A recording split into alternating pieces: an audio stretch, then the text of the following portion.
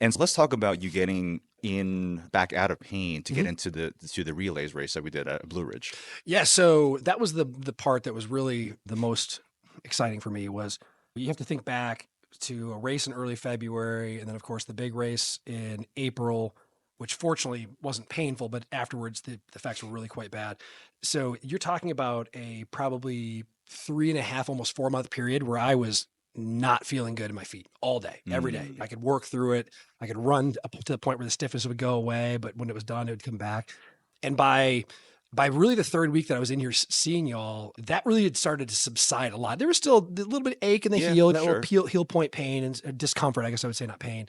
And fourth week, it was basically gone, That's right? amazing. And Yeah. then by the beginning of July, really the second week of July after the holidays, I noticed that I was out running and I noticed I've had these kind of yoga balls and different balls I have Yeah. under my desk all the time, just constantly rolling under my feet to keep things stretched. Yeah.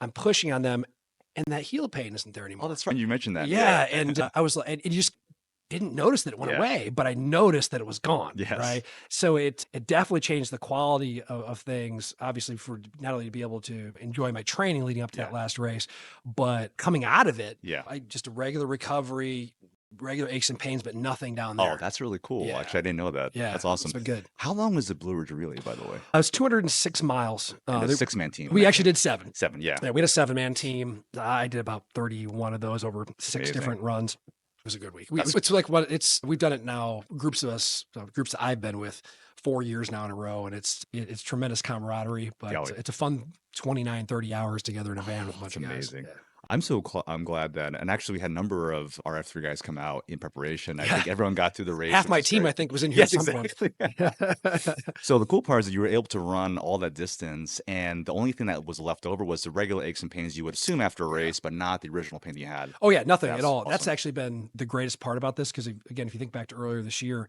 coming out of URA, going into Umstead, that pain was just there. Now it was Yeah. also there when I was training and so on. So I entered this race without it.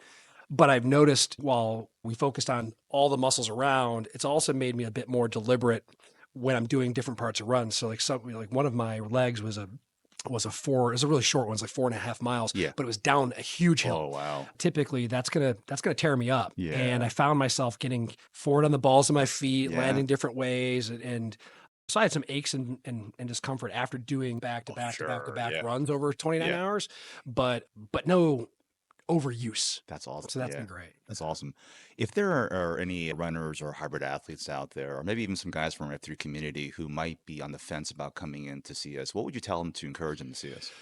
First off, it's hard to say this and understand what this really means, but if you can get there before the problem's a real problem, obviously ideal, Yes, right? definitely. I didn't. Mine was a real problem. So a little hypocritical in that statement, but that was actually the message I shared with guys that were on my team that actually did make it in here, guys that were struggling with hips, legs, Yeah. knees, or glutes or hamstrings. And like the minute something feels off, right? Yeah. I like Like address it, Yeah. especially I guess I would say this is a little biased into my age, but at my age, and but a good chunk of these people are like late 30s, early or even later 40s, like I am, you run into getting better by itself is a relative term. And it just means if I haven't Perfectly really said. addressed the problem, Yes. because really I wouldn't realize I came in here, I wouldn't realize that my glutes aren't firing. I look at you, Jerry, and I'd say, I do like hundreds of squats a week. Like, how are my glutes not firing? I'm sorry. See this picture? See this video? Your glutes aren't firing. And so these muscles are working just Yeah, fine, exactly. overworking. And so if I'm not going to address that problem, I may make the ache go away, but I'm going to have a problem later. Yeah, So, and you said it so beautifully because I love the off because there's going to be normal off that you're going to feel after training hard or whatever. yeah, We're all going to feel that.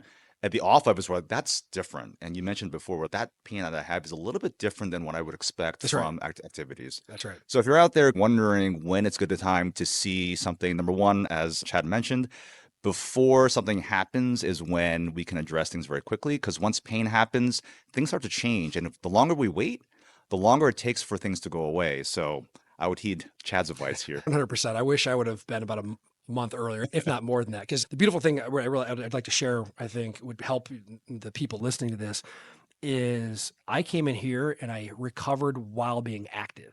I didn't take Yeah. any other time off. I came in here on days, sometimes not long after I was either at a boot camp or Yeah. did a run. and I didn't have to shut things down. Yeah. You probably would have preferred I did, perhaps. I mean, a little bit.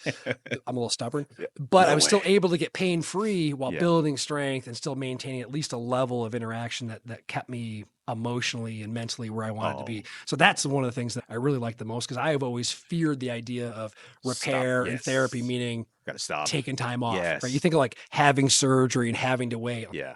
This was actually one of the things that I'm most grateful for, was able to That's do it awesome. on the move. Yeah. Yeah, I'm so glad you said that because we get a lot of runners and hybrid athletes coming in saying that, oh, my doctor told me to stop.